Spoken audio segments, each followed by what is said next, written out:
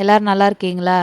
நான் இந்த வீடியோவில் ஒரு ஃப்ரெண்டுகிட்ட பேசினா என்ன பேசணுமோ அதை தான் நான் பேச போகிறேன். ரொம்ப நாளாக என் மனசுக்குள்ளே வச்சுருந்த விஷயத்தெல்லாம் கொஞ்சம் ஷேர் பண்ணிக்கணும்னு ஆசைப்பட்றேன்.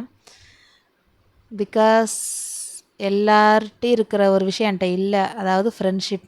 எல்லோரும் ஃப்ரெண்ட்ஷிப் நிறையா இருக்குதுன்னு சொல்கிறாங்க. ஆனால் நான் அதை அனுபவித்ததே இல்லை. நல்ல ஒரு பெஸ்ட்டு ஃப்ரெண்டு என் லைஃப்பில் இல்லவே இல்லை. அது ஏன் என்னென்னு நான் அடுத்தடுத்து சொல்கிற ரீசன்லாம் உங்களுக்கே தெரியும். பிகாஸ் ஸ்கூல் படிக்கிறப்ப இருந்தே எல்லா பொண்ணுங்களும் இந்த பசங்க பார்க்குறாங்களா இந்த மாதிரி விஷயத்தெல்லாம் பேசுவாங்க. நான் அதுலேயும் இன்ட்ரெஸ்ட் கொடுத்துக்க மாட்டேன். பிகாஸ் எங்கள் அப்பா ரொம்ப ஸ்ட்ரிக்ட்டு. ஸோ அதனால் நான் அதில் இன்ட்ரெஸ்ட் காட்டிக்கலை. அடுத்து இந்த நகை, இந்த ட்ரெஸ்ஸு, வெளியில் எங்கேயாவது கூட்டிகிட்டு போனால் சுற்றி பார்க்குறது, இதிலெல்லாம் ரொம்ப ஆர்வமாக இருப்பாங்க. எனக்கு அதுலேயும் அவ்வளோ இன்ட்ரெஸ்டெல்லாம் கிடையாது. இருக்கிறத நம்ம எப்படி என்ஜாய் பண்ணிக்கணும்னு அந்த மைண்ட் செட்லேயே போயிடுவேன். நான் பெருசாக இது வேணும் அது வேணும்னு சொல்லிட்டு நான் ரொம்ப எக்ஸைட்மெண்ட்டாக எதிர்பார்த்துட்டே இருக்க மாட்டேன். அதே போல் நான் உண்டு என் வேலை உண்டுன்னு இப்படியே தான் என் ஸ்கூல் டைமும் போயிடுச்சு. அப்போ எங்கள் டீச்சருக்கெல்லாம் நான் நல்ல ஒரு ஃபேவரட்டான ஸ்டூடெண்ட்டு தான். நல்லா படிப்பேன், எல்லாம் பண்ணுவேன். ஆனால் எந்த ஒரு பெஸ்ட் ஃப்ரெண்டுமே இருக்க மாட்டாங்க. சேர்த்திக்கவும் மாட்டாங்க. என்னாலையும் சேர முடியாது இந்த மாதிரி சின்ன சின்ன பழக்கத்தினால. ஸோ எனக்கு தான் அப்படி இருக்கா? ஏன் நம்ம அப்படி இருக்கோம்? சரி, மேரேஜ் ஆனதுக்கப்புறமாவது கொஞ்சம் மாறுவோமான்னு கேட்டால் என்னால் அதுவும் முடியல. ஆனால் என்கிட்ட ஒரு ஹேபிட் இருக்குது. நான் எந்த இடத்துல இருக்கிறேனோ அந்த இடத்துக்கு ஏற்ற மாதிரி நான் என்னை மாற்றிக்குவேன். இப்போ ஒரு கொஞ்சம் நார்மலான லெவலில் இருக்கிற ஒரு இடத்துக்கு நம்ம போகிறோன்னா அந்த இடத்துக்கு தகுந்த மாதிரி நம்ம மாறிக்குவோம். இப்போ கொஞ்சம் எப்படி சொல்கிறது, கஷ்டப்படுற இடத்துக்கு நம்ம கொஞ்சம் மீட் பண்ண போகிறோன்னா நம்ம அவங்க லெவலுக்கு அவங்களோட ஃபீலிங்ஸை புரிஞ்சுக்கிட்டு பேசுகிற தன்மை என்கிட்ட இருக்குதுன்னு நான் நினைக்கிறேன். ஏன்னா என்கிட்ட ரொம்ப க்ளோஸாக பேசினவங்க எல்லாருமே சொன்ன ஒரே விஷயம் உன்கிட்ட பேசினா கொஞ்சம் நல்லா இருக்குது, கொஞ்சம் பெட்டராக ஃபீல் ஆகுது, உங்ககிட்ட ஷேர் பண்ணும்போது எனக்கு கொஞ்சம் மனசு நல்லா இருக்குது அப்படின்னு சொல்கிறாங்க. ஸோ எதுக்கு நம்ம இந்த எனர்ஜியை வேஸ்ட் பண்ணிக்கிட்டு எல்லாத்துக்கிட்டையும் நம்மளும் அந்த பாசிட்டிவிட்டியை பரப்பணும் அப்படிங்கிற ஆசையில் தான் இந்த சேனல் ஸ்டார்ட் பண்ணேன்.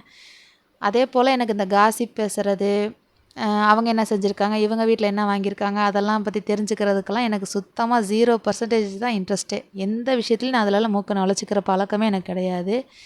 இது எனக்கு டீஃபால்ட்டாகவே செட் ஆயிருச்சு குழந்தையிலேருந்து. அது ஏன்னு தெரியலை. அது நல்ல ஹேபிட்டுங்கிறதுனால நானும் அதை அப்படியே விட்டுட்டேன்.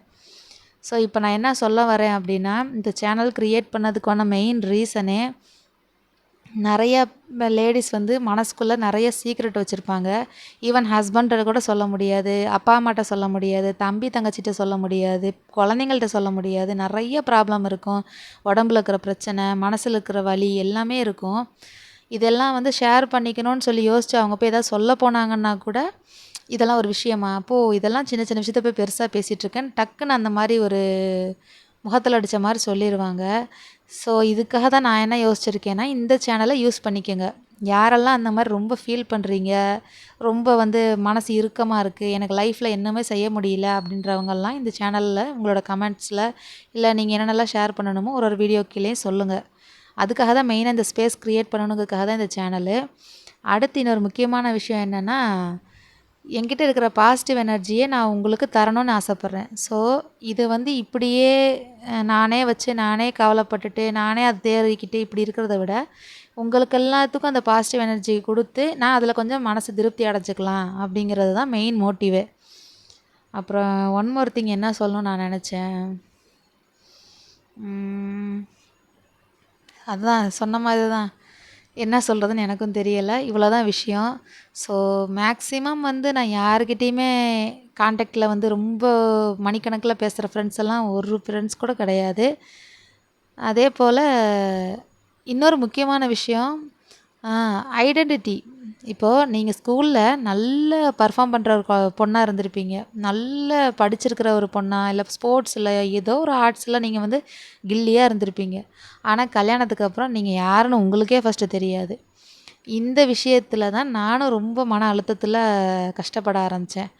நம்ம ஸ்கூலில் அவ்வளோ டேலண்ட்டாக இருந்தோம். ஆனால் இன்றைக்கி லைஃப்பில் பாரு, குழந்தைங்கள பார்க்குறோம், சாப்பாடு செய்கிறோம், மறுபடியும் ஈவினிங் அதே தான் பண்ணுறோம், திருப்பி காலையில் அதான் பண்ணுறோம். இது ஒரு மாதிரி வெறுப்படிக்கிற மாதிரி இருக்குது மனசுக்கு. ஸோ எனக்கான ஒரு ஐடென்டிட்டி இல்லை நான் யார், என் குழந்தைங்களுக்கு நான் யாருன்னு தெரியாமையே போயிடும். ஒரு அம்மாவாக இருந்து இது கண்டிப்பாக ஃபீல் ஆகும். நம்மளும் நம்ம குழந்தைய பெக்கும்போது எவ்வளோ ஆசையோட கனவோடு பெக்கிறோம். அப்படி தான் நம்ம அத்தை அம்மாவும் நம்ம அப்பா அம்மாவும் பெற்றிருப்பாங்க. ஸோ அந்த சமயத்தில் நம்ம மட்டும் இப்படி அடுப்படிக்குள்ளேயே எந்த ஒரு நாலேஜையும் டெவலப் பண்ணிக்காமல் இருந்துட்டு நமக்கான ஒரு ஐடென்டிட்டி எதுவுமே இல்லை. எங்கள் அம்மாவா சும்மா வீட்டில் தான் இருக்காங்க, அவங்களுக்கு ஒன்றும் தெரியாது அப்படின்னு குழந்தைங்க பேசுகிற அளவுக்கே நம்ம இருந்துட்டு போயிடக்கூடாது. நம்மளோட பர்சனல் லைஃப்லேயும் ஏதாவது ஒன்று சாதிக்கணும்.